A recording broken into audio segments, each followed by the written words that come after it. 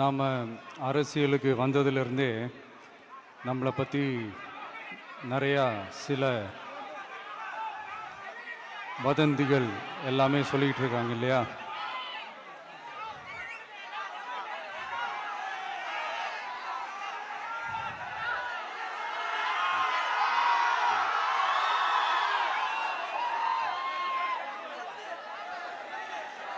ஒரு சின்ன விஷயம் நான் சொல்லிட்டு போயிடுறேன், கொஞ்சம் சைலண்டாக இருங்க ப்ளீஸ்.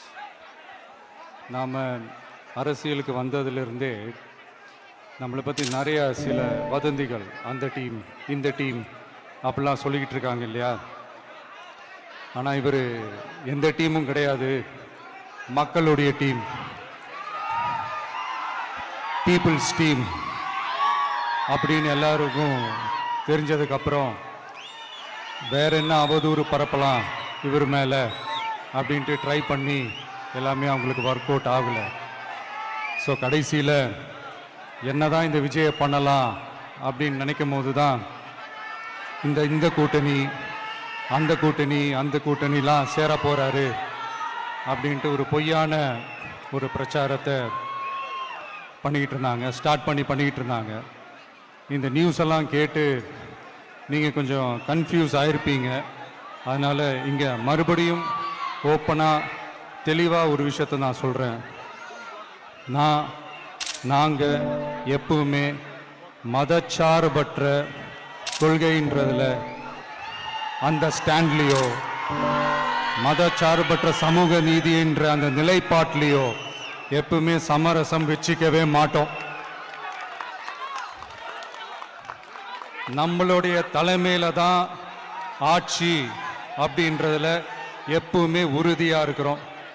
நம்மளுடைய முதல் மாநாட்டில் கூட நான் சொன்ன மாதிரி அரசியலில் யாருக்காகவும் எதுக்காகவும் எந்த விதமான ஒரு சமரசமும் நாம் வச்சுக்க போகிறதே இல்லை, அந்த பேச்சுவார்த்தையே கிடையாது.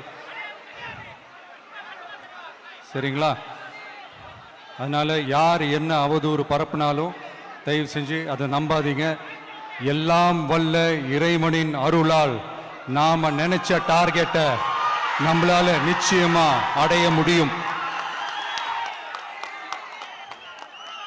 இன்னைக்கு என்னுடைய இஸ்லாமிய சகோதர சகோதரிகளுக்கு என்னுடைய ரமலான் நல்வாழ்த்துக்கள். கான்ஃபிடென்ட்டா இருங்க, நல்லதே நடக்கும், வெற்றி நிச்சயம்.